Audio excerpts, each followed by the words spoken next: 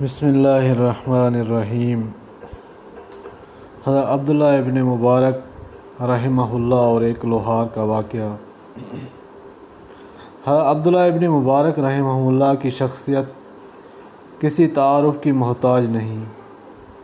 وہ امام بخاری رحمہ اللہ جیسے محدث کے استاد اور امام ابو حنیفہ رحمۃ اللہ علیہ جیسے فقیہ کے شاگرد رشید تھے۔ انہیں امیر المؤمنین فی الحدیث کہا جاتا ہے۔ حضرت ابن مبارک رحمہ اللہ کے درس حدیث میں بیک وقت 40,000 طالب علم شریک ہوتے تھے۔ ان کی آواز آگے پہنچانے والے مکبرین کی تعداد 1000 سے زیادہ ہوتی تھی۔ جب آپ رحمہ اللہ کا انتقال ہو گیا تو کسی نے خواب میں ان کو دیکھا تو پوچھا کیسی گزری؟ جواب میں انہوں نے فرمایا کہ حق تعالیٰ نے بڑے کرم کا معاملہ فرمایا اور مغفرت فرما دی اور استحقاق کے بغیر بڑا درجہ عطا فرمایا۔ پھر اللہ تعالیٰ نے فرمایا لیکن جو درجہ آپ کے سامنے مکان والے لوہار کو نصیب ہوا وہ آپ کو نہیں ملا۔ جب خواب دیکھنے والا بیدار ہوا تو اس کو یہ جستجو ہوئی کہ یہ معلوم کروں کہ وہ کون لوہار تھا اور کیا عمل کرتا تھا جس کی وجہ سے یہ حضرت ابن مبارک سے بھی آگے بڑھ گیا۔ چنانچہ وہ ابن مبارک کے محلے میں گیا اور لوہار کا پوچھا۔ معلوم ہوا کہ اس کا چند روز پہلے انتقال ہو گیا ہے۔ اس کی بیوی کے سامنے اس نے سارا خواب بیان کیا اور پھر دریافت کیا کہ لوہار کا کیا عمل کرتا تھا۔ بیوی نے بتایا کہ میرے شوہر میں ایسی کوئی اہم بات تو نہ تھی، سارا دن وہ لوہا کاٹتا رہتا تھا، البتہ اس میں 2 باتیں تھیں۔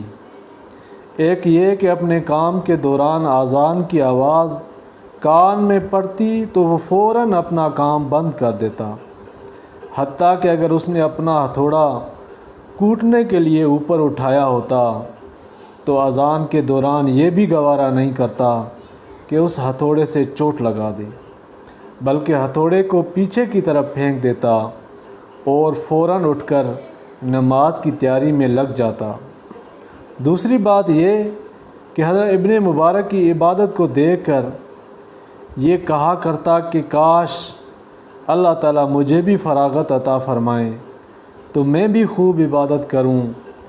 مفتی اعظم مفتی محمد شفیع رحمہ اللہ یہ قصہ سنا کر فرماتے تھے کہ یہ ہے حسرت نایاب جو بعض اوقات انسان کو کہاں سے کہاں پہنچا دیتی ہے۔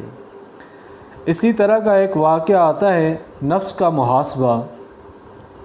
سلطان محمد غزنوی کے مصاحبین نے انہیں یہ شکایت لگائی کہ بادشاہ سلامت ایاز کی ایک الماری ہے، یہ اس الماری کو تالا لگا کر رکھتا ہے، وہ روزانہ اس الماری کو کھول کر دیکھتا ہے اور کسی دوسرے بندے کو دیکھنے نہیں دیتا۔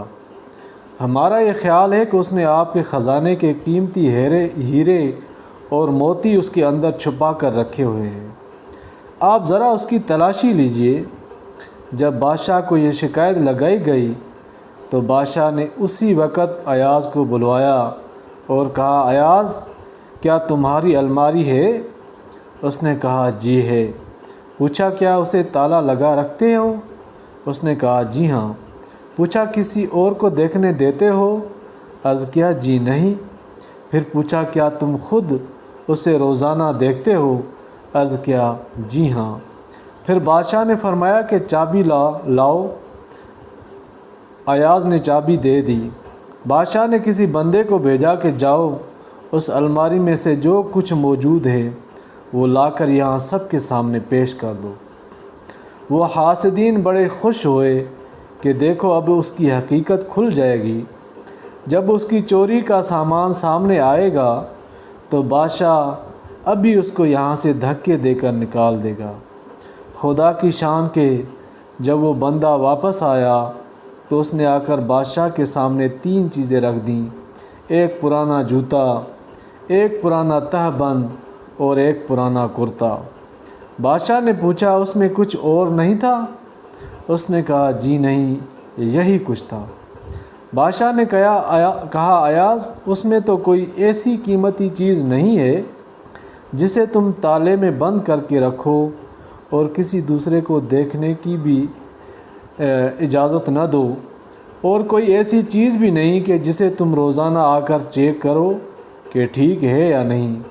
ایاز نے کہا بادشاہ سلامت، بات یہ ہے کہ میرے نزدیک یہ بہت قیمتی ہے۔ بادشاہ نے پوچھا بھائی وہ کیسے؟ اس نے کہا بادشاہ سلامت، وہ اس لیے کہ جب میں آپ کے دربار میں پہلی مرتبہ آیا تھا تو جو جوتے پہنے ہوئے تھے، یہ تہبند باندھا ہوا تھا اور کرتا پہنا ہوا تھا، میں نے ان تینوں چیزوں کو محفوظ کر لیا تھا۔ اب میں روزانہ الماری کھول کر ان کو دیکھتا ہوں اور اپنے نفس کو سمجھاتا ہوں کہ ایاز تمہاری اوقات یہی تھی، تم اپنی نہ بھولنا۔ اب تمہیں جو کچھ ملا ہے یہ سب تمہارے بادشاہ کا تم پر احسان ہے، لہٰذا تم اپنے بادشاہ سلامت کا احسان سامنے رکھنا۔ بادشاہ سلامت، اس طرح مجھے اپنی اوقات یاد رہتی ہے کہ میں کیا تھا اور مجھے بادشاہ کے قرب نے کیا کیا عزتیں بخشی۔ اللہ تعالیٰ ان حکایات اور واقعات سے سبق حاصل کرنے کی توفیق عطا فرمائے، آمین۔